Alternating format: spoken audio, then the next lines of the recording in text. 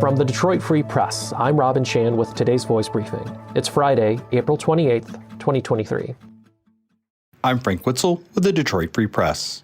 Here's the story, no bull. Or maybe, at the risk of seeming too flippant, that comma should be a colon.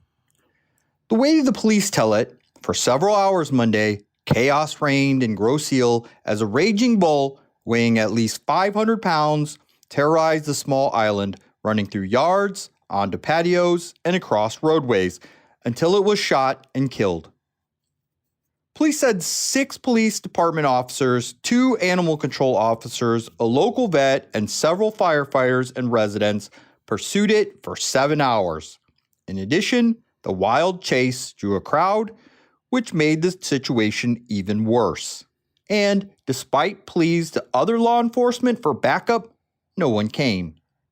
In polite police speak, authorities released a 6-paragraph statement Wednesday explaining that it was determined that in the best interest of the public, the bull would be euthanized, and once it moved into a safe area, a member of the police department was able to safely put the animal down. The news, however, has sparked questions and concern at water coolers, over backyard fences, and perhaps most visibly on social media. What was a bull doing on the island in the Detroit River? And why did police have to kill the animal instead of tranquilize it? Speculation abounds. I'm Susan Tompor, and I'm a columnist at the Detroit Free Press. Bigger chunks of our paychecks are going to pay the bills as we juggle higher inflation and high costs for housing, transportation, and food.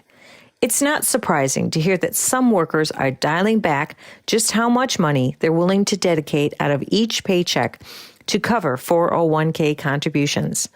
Throw more cash in a retirement plan when you need to make a car payment of $700 a month or higher, or your rent just went up by $250 a month. Some people are indeed thinking twice. 1 in 4 adults, including those who are employed part-time and full-time, said they decreased their retirement savings last year because of inflation's high impact on their finances. That's according to a newly released survey for the Personal Finance Index issued by the TIAA Institute and the George Washington University School of Business.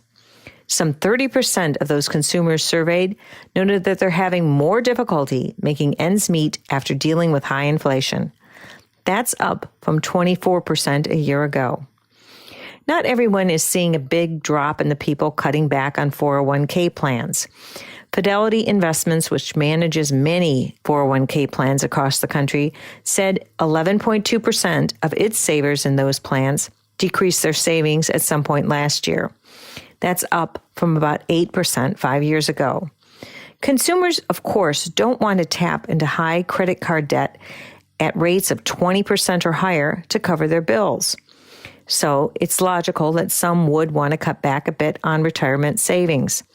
But it's still important to try to keep saving for retirement over the long run. Cutting back could mean that you're losing a few $1,000s in matching contributions from your employer each year, and you lose out on the long-run ability to build wealth. From the Free Press Sports Department, Lions reporter Dave Burkett and sports assistant editor Marlo Alter. The Detroit Lions made the most stunning pick in the first round of Thursday's 2023 NFL Draft, taking Alabama running back Jahmyr Gibbs after trading down from number 6 to number 12. The Lions made Gibbs the second running back picked on the night. Texas's Bijan Robinson went number 8 overall to the Falcons. The last time Detroit drafted a running back higher was Barry Sanders in 1989. Gibbs was widely considered the second best running back in this year's draft, behind Robinson, but was projected as a late first or early second round pick. The Detroit Lions also took Iowa linebacker Jack Campbell with the 18th pick.